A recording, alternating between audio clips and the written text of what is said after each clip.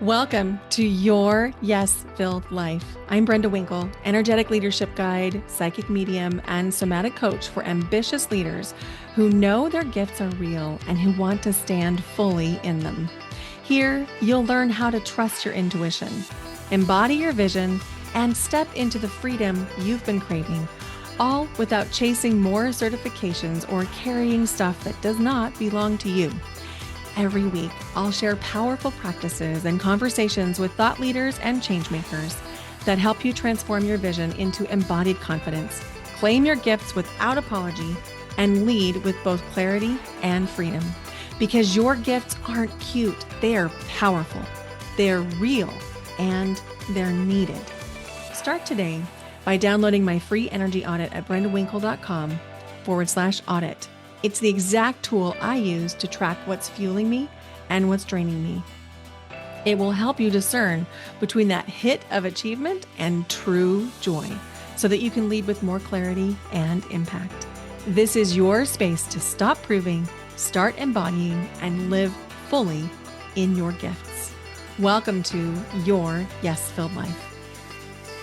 Hello, and welcome to Your Yes-Filled Life. I'm your host, Brenda Winkle, energetic leadership guide, psychic medium, somatic coach for intuitive leaders, coaches, healers, and changemakers who are ready to lead from clarity, not chaos. If you've ever felt like you should know your next step, but the more you think about it, the foggier it gets, this episode is for you. So today we're talking about the 3 clarity blocks that keep intuitive leaders second guessing themselves. And I'm going to share with you how you can move forward with ease instead of force through those clarity blocks. Because clarity doesn't come from pushing harder. It doesn't come from working faster or even doing more. It comes from slowing down, being intentional, tending to your nervous system, and making sure you feel really good. Now, I want to be very, very clear. I am not blaming you.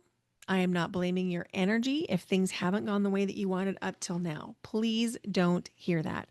I know that that's a really common rhetoric right now in the health and wellness space where you'll hear, oh, it's just your energy. Your energy's bad. Oh, hey, babe, it's just your nervous system. Look, that's fantasy marketing and it is untrue. It is untrue. You can be successful even when you feel like a bag of balls if you're willing to do the right work. You can be successful even if your nervous system is a little bit amped up. You can be successful even if your energy is not what you want it to be. Will it be easier if those 3 things are in place? Yes, of course. That's a no-brainer. But please do not interpret this to mean that what I'm going to teach you is go sit on your meditation pillow, feel really good, do some breath work, and then everything is going to work out and you'll never have to do anything scary, okay? No, that's not what I'm going to be saying, because what I'm seeing be taught in so many of the spaces for spiritual and intuitive entrepreneurs is that, oh, you just need to meditate more or do more Reiki. And then what's missing are the actual action steps that are going to move the needle.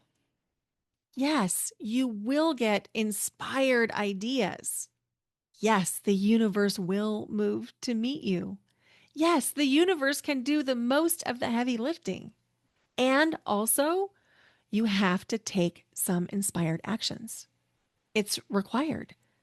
The law of attraction isn't going to work for you if the only thing you do is sit and ideate. There's an action step that's required. That's what creates the momentum that you want. So when we talk today about this, I want you to keep this in mind, that my expectation is you're going to go take an inspired action. You're going to go do something with that idea that you just got from listening to this podcast episode, or from the walk that you're going to take later today, or from the nap that you took. Take the inspired action. Do the thing. And before we dive in, if this episode hits home, I want you to know there's an entire workshop waiting for you called the Clarity Workshop. It's available on demand for $25. You'll get immediate access to the replay and the workbook, which will help you move from any sense of fog into total clarity and focus in under 90 minutes. And I'll link it in the show notes for you. And if you prefer, you can go to brendawinkle.com/clarity. But let's get started. So I'm going to be identifying 3 clarity blocks that I see very commonly in my practice as a somatic coach, an intuitive guide, a leadership coach. The first one is the energy leak. Now, so many times we talk about energy leaks as though we're the ones leaking the energy. And that can happen. Absolutely, it can happen. I don't want to send the message that it can't. If you haven't yet downloaded the energy audit, you should probably go do that, because that's what we're talking about inside that energy audit is where are you leaking energy? But the energy leak that I'm talking about that's affecting your clarity is the energy leak when you're actually allowing other people's energy and emotion to impact and influence you in ways that you're not consciously aware of. So, if you have a deep level of empathy or intuition, you probably have done this without even realizing it. And when you make a decision and you feel peace for like a short period of time, whether it's the time that you're around that person or maybe it's the rest of the day, and then you wake up the next day or the person leaves, and all of a sudden you're like, wait, what did I just agree to? This has happened to you, where you've absorbed their energy, their emotions, their opinions. That's not your intuition. It is an ability, and it's an ability not everybody has, which is why we're not talking about it very often. So I call that empathy. Now, this is a different level of empathy. My hope would be that we all have empathy, but we know that that's not true if we look at current US politics. But this specific type of empathy is a very special gift. We know from the research, and I talked about this last week too, from Elaine Aron, that approximately 30% of the population can be identified as highly sensitive, meaning we have more neuroreceptors and neurotransmitters in the brain, which actually heighten our sensitivities, our physical senses. And we know from the work that's being done right now on senses that there are more than 5 senses. At last count, when I was digging into the research, I saw that we have identified 34 senses. So if you're highly sensitive, chances are you have other senses online that aren't commonly talked about, that go beyond the sight, smell, hearing, taste, and touch. And we know that of the 30% of the population that's highly sensitive, 10% of those people are known as empaths. We can see it in brain scans. And we know that an empath is much more sensitive to the emotions and energy of people around them. If you are in this category, you read facial expressions so much more effectively than other people. You actually feel energy and emotion in your body. You are experiencing other people's emotions inside your body. That's part of your empathic ability. And we don't totally understand it, but we can see in the brain scans that the brains of people with this ability are, in fact, different. If you identify as a healer, whether that's a Reiki healer, energy healer, breathwork facilitator, sound healer, a physician, a nurse, or perhaps an educator, a teacher, you probably have higher levels of empathy and compassion than people in your life, right? We probably have higher levels than a lot of people in your family. And if you're drawn to this podcast, you may have even higher levels of empathy and compassion than the people that you work with. And I want you to know that there's nothing wrong with you. You just have abilities that make it feel like you're different. And the problem is, you don't know that you're different. And so it's shocking to you when other people aren't as sensitive to the emotional waves that run through people. And it's shocking to you when that's not reciprocated, right? So when we're talking about plugging this specific energy leak, what we're really talking about is creating energetic sovereignty so that you don't lose that ability. So you don't lose that compassion or empathy, but you stop having to experience it inside your own body so that you're not as affected by other people's and emotions. I know that one of the top fears of people who have this gift of empathy and compassion is they don't want to lose their empathy and compassion. So they're really scared to do anything that they think might make them less them.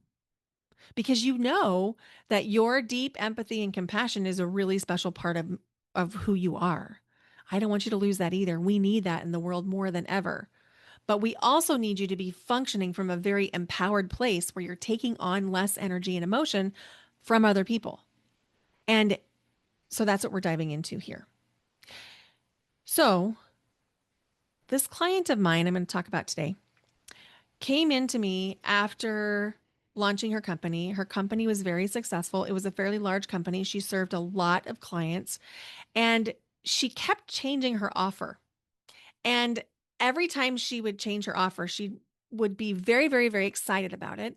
And she would have these ideas sort of in the middle of the night. She'd have journal entries with pages and pages and pages of how these offers should come forward and who she would serve and how it would work and all the things. And she would be so excited. And then she would talk to one of her peers or a friend about it. And they'd be like, oh, I don't think that's going to work. And then she would change her mind. And then she'd redesign her offer again, and the same process would repeat. And it was happening over and over and over. And by the time we started to work together, she had changed her offer 3 different times. And she was frustrated because she knew she kept getting really good ideas. And she was frustrated because every time she shared her idea with somebody, they would talk her out of it.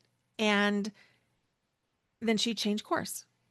And so she was really confused about, was she being flexible and open minded, or was she absorbing everybody else's fear? And when she came to me, she really didn't know the answer. She wanted to be flexible and open minded. She did not want to absorb other people's fear, but she couldn't tell the difference. She couldn't tell what was what.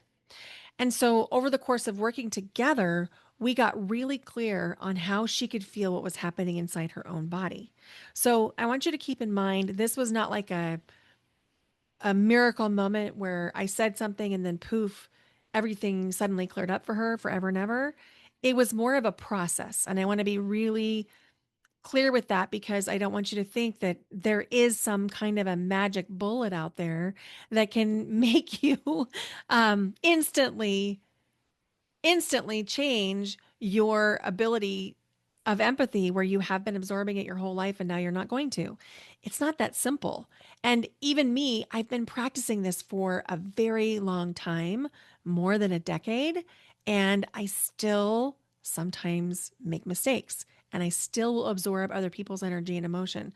So I just want to set that expectation before we begin because I am not into fantasy marketing here. Okay.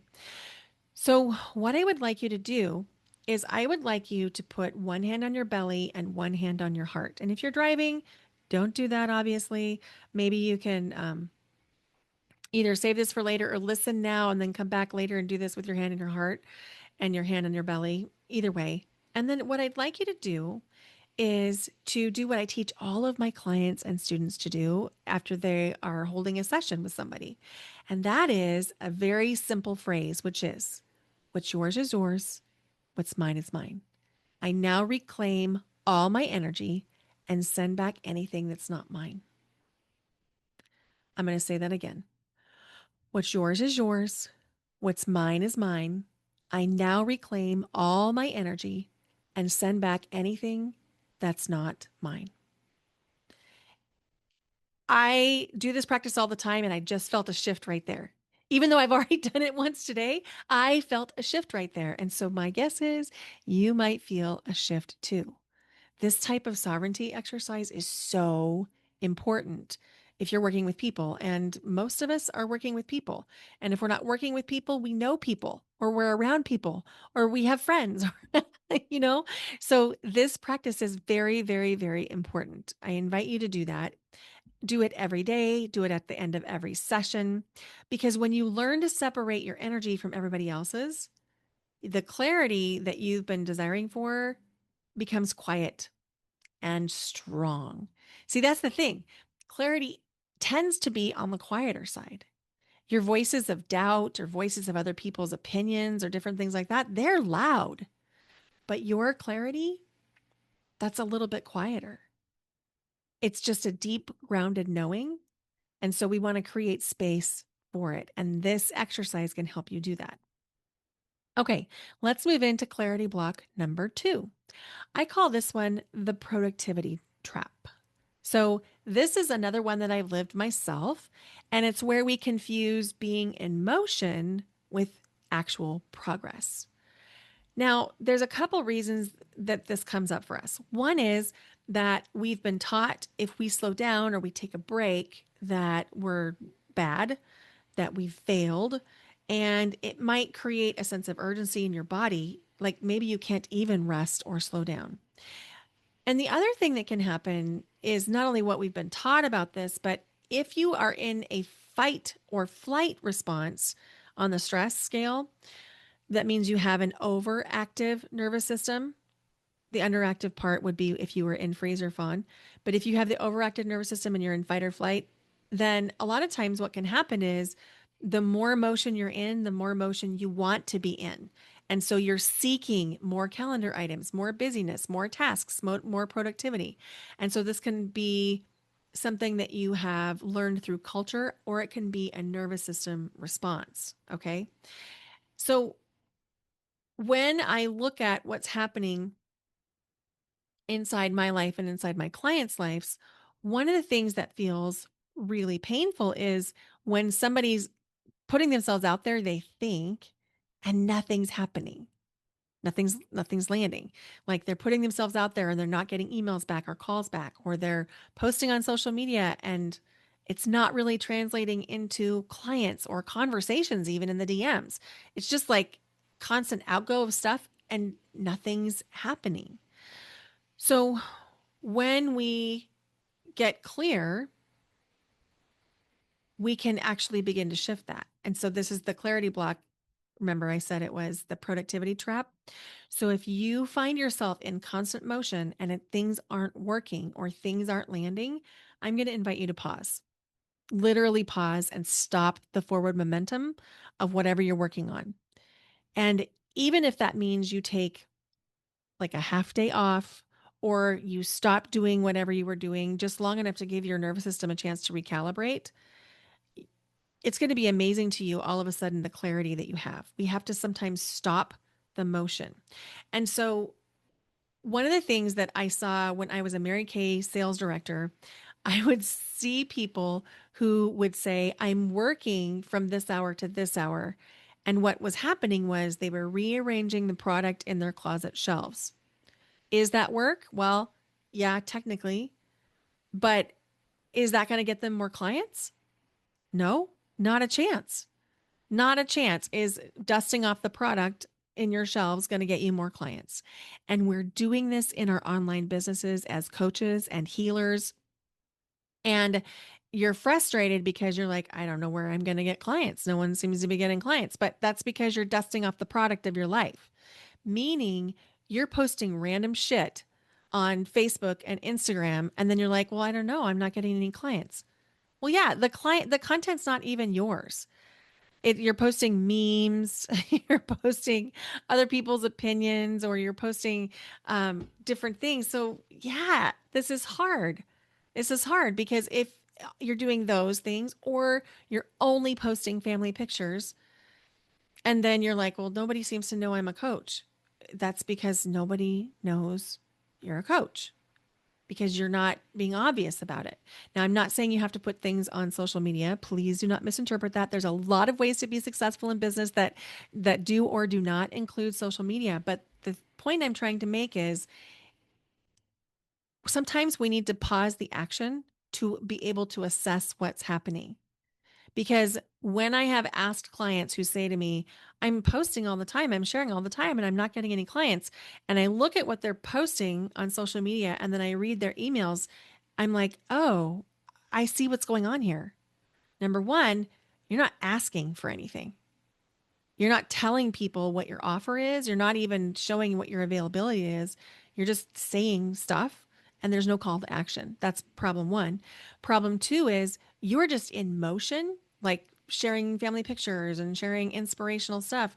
And it's not landing the way you want it to because people don't know how you want it to land because they're just relating to you as, oh, she's a mom, or oh, she's a dog mom, or whatever the case may be. What we want to do is we want to be direct and we want to provide entertainment and connection and share our lives in whatever way we choose or don't choose. But we also want to make sure that what we're doing actually connects to the work that we do. So, like, if you're an energy healer and you don't talk about energy healing on your social channels and you don't offer opportunities for people to engage with you as an energy healer, people aren't going to know, right? And this was clear for this client that I'm mentioning. And what was happening for her is she was overstimulated. Her brain was absolutely stuck in fight mode, and she was mistaking activity for safety. It felt safer for her when she was posting random pictures of dogs and cats and kids and family members. Her nervous system felt safe, and she was telling herself she was taking action, but it didn't connect to her business at all. And so as soon as we realized this, we were like, oh, okay, so here's what we're going to do. Next time you post, you're going to pause. You're going to pause and you're going to take a deep breath, or maybe 2 or 4 deep breaths. And you're going to ask, what is it I want people to know? Why am I posting this? And if you don't have a clear answer, don't post. And I'm referencing social media here, but this could be for anything. If you don't have a clear thing in mind about why somebody would, or what you want somebody to do, maybe don't spend the time to write the email just then. Maybe wait until you have a little bit more clarity. How are you going to get that clarity? Well, I'm going to ask you to pause. Last week on the podcast, I shared the power of the pause. In fact, I think that is the podcast episode title. I'll try and link it here because when you pause, a lot of times we're scared we're going to lose momentum.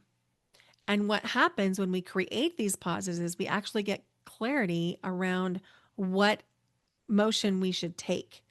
So we don't actually lose momentum, we streamline it and we get more organized.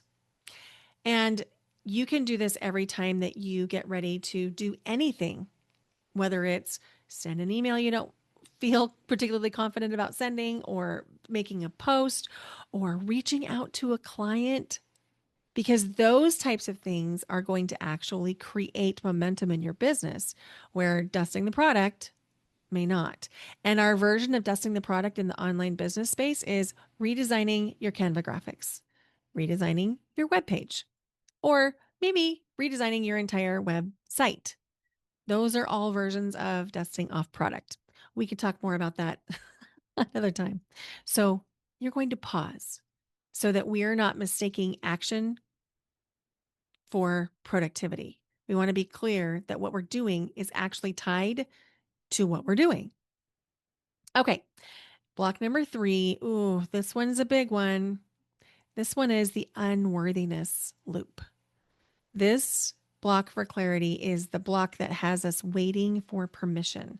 And it sounds like I'm going to start when I feel just a little bit more ready, or I'm going to start when XYZ external event happens, or once I take this next course, then I'll finally launch, or when I'm less emotional, I'll be able to trust myself.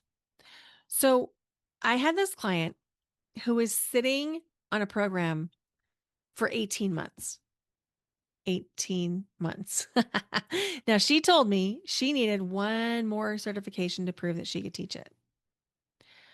Well, sometimes we do need more certifications to do what we want to do. It's true. Sometimes we do. Sometimes it's true that we need to implement the certifications we already have. And if you're certified and you have ways that you can be working in your business and contributing now, you don't need another certification to do the work that you know you could do now. That is an unworthiness loop problem. It's not actually a certification problem.